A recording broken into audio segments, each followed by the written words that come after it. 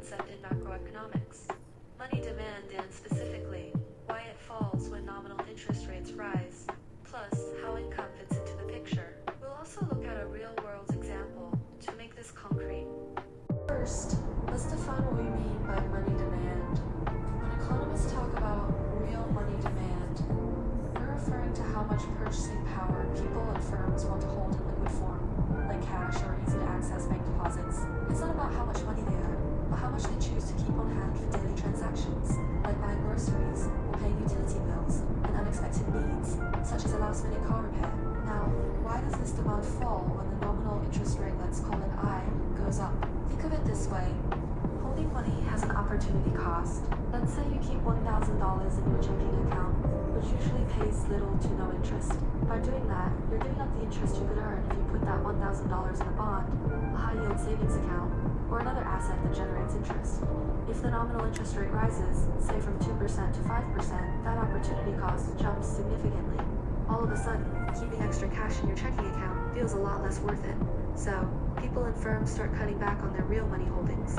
They deposit more money into accounts that earn interest, or they buy more bonds. That's why real money demand and the nominal interest rate have an inverse relationship. When one goes up, the other goes down. Next, where does income wheel use Y to stand for real GDP come into play? Well, Y measures how much the economy is producing, and that's directly tied to how many transactions happen every day. If your income rises, you'll probably spend more. Maybe you'll buy more groceries, fill up your gas tank more often, or even splurge on a new laptop. For firms, if they're selling more goods because the economy is producing more, they need more money to pay their suppliers or cover their employees' payroll. So, higher income means more transactions, and more transactions require holding more liquid money. That's a direct relationship. When income goes up, real money demand goes up too, because people and firms need more purchasing power on hand to keep up with all that extra spending and business activity. Let's turn to a real-world example to see this in action. Let's look at the United States in March 2022. At that time, the Federal Reserve, the U.S. Central Bank, was really worried about high inflation. To fight that inflation, it raised its key policy rate, called the federal funds rate, sharply.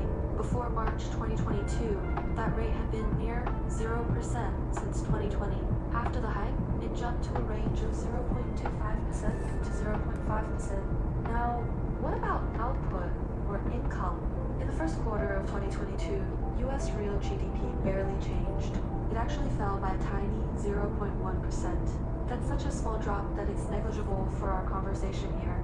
So, we have a perfect case where the nominal interest rate rose sharply, but income stayed almost the same. Using the logic we talked about earlier, what should have happened to real money demand here? Since the nominal interest rate went up, making the opportunity cost of holding money higher and income barely changed, so there were no extra transactions to cover real money demand should have fallen. And that's exactly what happened in real life. People started moving their money out of low-interest checking accounts and into high-yield savings accounts or short-term bonds. Firms did the same thing. They cut down on the idle cash they were holding because they didn't need extra liquid money for transactions since income was flat. So they invested that cash into assets that earn interest instead. To wrap up, real money demand depends on two key factors. The nominal interest rate drives it down when it rises, all because of that higher opportunity cost of holding cash.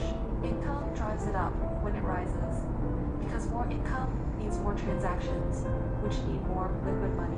And as we saw in March 2022, when interest rates jump and income stays steady, people and firms respond by cutting back on their real money holdings. They put their cash to work where it can earn more. Thanks for watching.